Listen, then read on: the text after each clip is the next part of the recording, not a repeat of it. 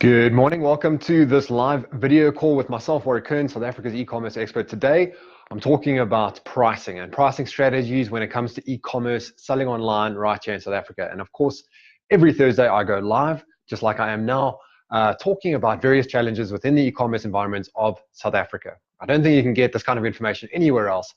Every Thursday, just join me here live on Facebook on my page, Instagram also. Join me live, ask your questions below. Otherwise, post your questions below afterwards, and I'll get back to you later. If you've got any questions for future ideas, I know Ines has just jumped on. He keeps sending me great ideas to talk about, and I will get to them, I promise. Today's topic is about pricing and about the various challenges or opportunities or things that you've got to think about when it comes to pricing. And the thing that inspired me or made me want to really get online and talk to you guys today about pricing is I see far too many people making the same mistake. It's a basic one. You can fix it straight away. But a lot of sites that I see, their prices are rounded up. So a product is selling at $700, a product is selling at $1,000, a product selling at $20. You should never round up your prices. Think about the last time you were in Woolies or shopping on Takealot or anywhere else. The thing that you bought for 700 Rand, although you might say it was 700 Rand, it was actually 699. The thing that was $70 was actually $69, $69.99 maybe. The thing that's $1,000, it's not $1,000 when you buy it, it's $999. It's a pricing strategy, it's just a psychological thing. And it's very important that all of us guys starting out, setting up our websites, we've got to embrace that because it does help. Sure, no problem, Ines, I'm glad this helps already. You gotta just not round up your prices, just bring them a fraction down from 100 to 99, from 1,000 to 999. If it's a product that's selling for $350, make it $349. You can add on the cents, 99 cents, but I never have. It just complicates things. So the thing that just made me really want to focus on this topic today is I see so many websites doing this, and it just will help with your conversion rates. It'll increase your sales if you just bring it that little bit down. And it's purely a psychological thing because we all know the thing that's 99 Rand, in your head, you're like, it's $100. But it certainly works. If it didn't work, it wouldn't be on Takealot, it wouldn't be on Bid or Buy, it wouldn't be in Woolworths, it wouldn't be in every other retailer that's selling stuff. Anybody who's selling stuff, they know this. They round their prices, or they don't round their prices up. They make it the 99. 350 becomes 349. 780 becomes 779. So that's the thing that I just wanted to highlight today. But I also wanted to take the opportunity to talk about pricing opportunities, pricing strategies, because when we are looking at what we're going to be selling our product for in the market, we start thinking about what price point should we be selling it at. Obviously, if there's a whole bunch of people selling the same thing, you need to look at what everybody else is selling the product at and then decide if you want to be the same, if you want to be higher, if you want to be lower. So in what situation would you be able to charge more? Let's start there. So if you've got a pricing strategy and you think, I've got this, I'm going to charge more than everybody else. Well, if you're selling more than if you're selling the same product for more than everybody else, then you've got to have an audience that just loves you, or you've got to have a value-added service that goes along with it. Whatever that could be, maybe an extended guarantee or free delivery sometimes helps to trigger that. But something that is added value. So if everybody else is selling something for $1,000 and you want to sell it for 1,200, that's all good and well, and you can certainly do that. But you've got to give the incentive for people to shop with you. You've got to make it a no-brainer. The other opportunity or reason that you might want to sell at a higher price than what you want is if nobody else is selling the product. If there isn't an opportunity for somebody to go and buy it elsewhere in South Africa, then go ahead, increase the price. I did this, many of you guys will know, as the first person in Africa to be selling GoPro. And when I was the only person selling the product in the continent, I doubled the price. I did, and yes, it was cheeky, but you couldn't get it anywhere else. And it goes back to simple economic supply and demand. I've got something that you want. Are you willing to pay for it? Yes or no? And you know what? Many people bought that camera. The first GoPros that came out, the GoPro Hero 2 was the one I was selling like hotcakes. I couldn't get enough, and I was selling it at double the price that it should have been. But of course, that's only an opportunity if you're the only person selling a product when there is demand and you've got the product, supply and demand. So when you're thinking about selling high, you got to make sure that people are willing to buy from you. They love you, they're your audience, they want to come and support you, or it's a case where nobody else has a product. Otherwise, you've got to add a value-added service to back it up, to add that extra value. What's the other end of the spectrum? Do you want to be cheaper than everybody else? If everybody's selling a product if there's 10 other people, if there's one other person, if there's 1,000 different people selling the product, do you want to be that person that's the cheapest? And I say this, it's a loaded question, because do you really want to be that person that's the cheapest price? Because yeah, you'll get sales, you will, but the type of customer that you're attracting won't come and shop with you again. You know, when you're thinking about building an audience, building a bunch of customers that come back to you again and again, because each time somebody comes back to you again, it's way cheaper to have a returning customer than it is to go and find new customers. So ideally, we want to build this audience of people that love us and want to shop with us and they want to come back again and again. But if you are the lowest, cheapest price in town, people don't come back to you for that, because that customer that searched around and found your price, well, they're going to do it again. Next time they want something, they're not going to come back to your store.co.za because they love you so much. They're not going to come there. They're just going to go to Google, find the cheapest price and go shop somewhere else. Maybe that's you, maybe that's not. If that's your strategy, you've also got to consider the fact that you're cutting your margins, you're making less profit. So you've got to sell a ton of product to make money at the end of the month. And yes, that can certainly work. We see big ticket retailers selling a lot of stuff like macro. Geez, they're cheaper on almost everything. And how do they do that? How do they make money? Well, they sell warehouses full of stuff every month. So now you got to ask yourself, if you are going for a cheap strategy, the lower price strategy, let's make it sound better, then are you selling thousands of units? And for many entrepreneurs that are starting out and getting their businesses up and running, the answer is no. You know, we're selling 3 orders a day, 10 orders a day, 20 orders a day. That's good. You know, then we're killing it. But that's 600 orders a month. Now, on that 600 orders, if you're making very thin margins, like 10%, 12%, are you going to make a profit at the end of the month? Because now you've got to consider, if you made 12% margin on your sale, 3% goes to PayFast or whichever payment gateway you're using.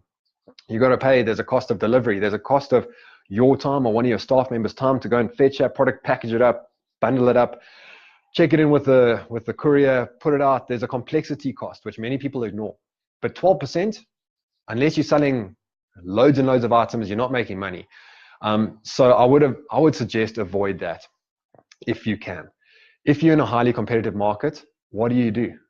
Well, that's the value of joining me today, because I got a good tip for you. The tip that I've got is, whether you want to be selling higher or lower or anywhere, make bundles, create bundles of value for your product. And that goes back to what I said earlier about adding a value-added service like an extended warranty, could be free delivery, but where we've seen a lot of success in the past is to bundle related items together. So this worked super well with GoPros, because in the early days, as I just said, I was the first and only person in Africa selling that product, so nobody could get it anywhere else. So if you wanted it, you had to pay my price, and that was great. But as it became commoditized, and it was in Sportsman's Warehouse, then it was in Macro, then it was in DIY, then it was in Incredible Connection, and you know that, man, if we weren't savvy, we would have just gone belly up. It would have been the end of the business, because all of these big competitors around the country were stocking our main key product. So the first thing we did is we diversified. We got more products to sell to our current customers. But what I want to mention to you guys when it comes to pricing strategies is, what you can do is you bundle products. So in the example of the GoPro, we then took the camera and we added a whole bunch of related accessories. So we created these bundles. We called it the mountain biker bundle. We called it the dive bundle. We called it the motorbike bundle, the motor car bundle. We had a whole bunch of bundles. And what we did is we took high margin accessories and we put it all in the bundle. So the camera, let's say the camera was selling for $8,000. Okay, not $8,000, 7,999. You guys are following now.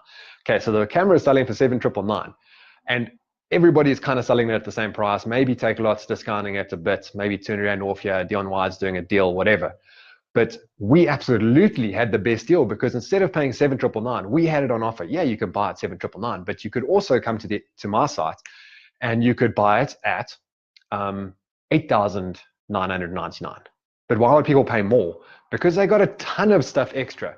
So if you got the mountain biker bundle, now you got this, like an extra battery, you got a 64 gig memory card, you got a nice little carry case with foam in it, so like a cut out, and it was really cool, so you could put all your stuff in there. For a mountain biker bundle, we would also have the chest harness, so the camera sat here, you'd have the handlebar mount, you'd have the seat post mount, you'd have all the stuff that mountain bikers wanted. So when somebody who's looking to buy this camera for mountain biking for themselves or as a gift for somebody else, they look at this, they're like, wow, well, this is a no-brainer, because this is everything that we need for what we want to use it for.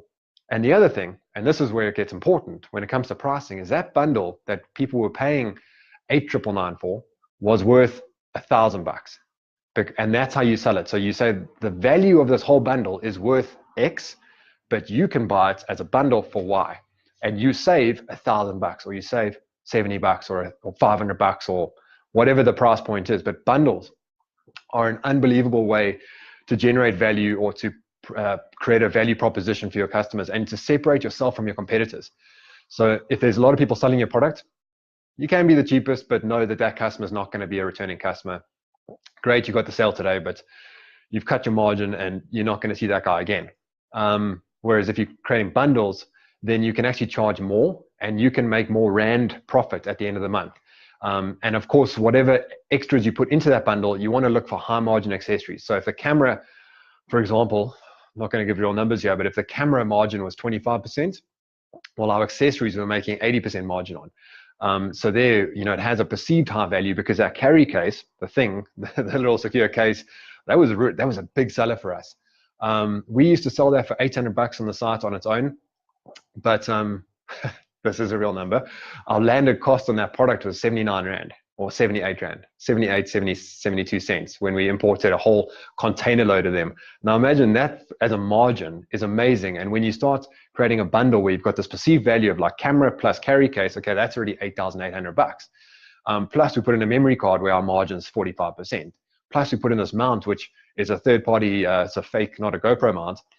That's got high margin, and so on and so on. So very quickly you stack the value, and you said this bundle is worth like $1,000, and you can save $1,000, or the bundle is worth, the extra accessories is worth 2,000. But if you buy it with a camera, we give you the whole mountain biker bundle for only 1,000 Rand more than you would have paid for the camera. So you're paying 1,000 Rand more for the camera, but you're getting 2 grand worth of accessories at half price. And you have everything you need. It's a convenience thing. You don't need to go back to the shops tomorrow. You have everything. And because we had authority in that section, in that market, we could also tell people, like, we've included it all. I'm a mountain biker myself. This is the stuff I use. So you should know and understand that we put this bundle together with love and care, and we know that this is what you need. So you have everything that you need. And that's a good strategy. So that's really what I wanted to go about today, is firstly to say, if you're doing the rounded off price points at $700, stop it, go to $699. If you're selling something for 130 Rand, make it 129. Make sure that is set across all your products, because it will very quickly affect your conversion rate. It'll positively affect your conversion rate, which means more sales. It's just a psychological thing. It works. It's why all the retailers do it. So make sure that you're doing it too. And then if you're thinking about your pricing strategy, I advise not being the cheapest person unless if you're selling thousands of items. If you are, awesome, well done. And then if you're in a competitive market, you can then go ahead and create these value-added bundle deals and look around, be creative about the stuff you can include. You can always be creative. If it's just an extended warranty, or maybe like if you're selling a technical product, we can include the bundle would be like you get a free service call. I'll help you set it up. I'll guide you through this. Or perhaps if it's in your area, we'll do on-site installation, depending what you're selling. Try and think of different ideas, because maybe you don't have related accessories like we had for the GoPro, but you could add other stuff. Be creative. Think about what your customers need. Like beyond the sale, what else would they come back to buy, or what would they go and buy elsewhere? Can we include that, lift the price, increase the perceived value, drop it down into a bundle price, and bam, we've got deals. That's really cool for newsletters, for putting on social media. It creates hype, it creates demand, and your sales go up. So that, in a nutshell, is what I wanted to talk to you about today. Shorter than usual, but jam-packed full of tips. Join me next week, 10 o'clock, right here on Facebook and Instagram. I'll see you guys then. If you've got any questions, pop them in the comments below, and that could be a future video right here, Thursdays, 10 o'clock. See you next week. Cheers for now. Takes forever to end these videos.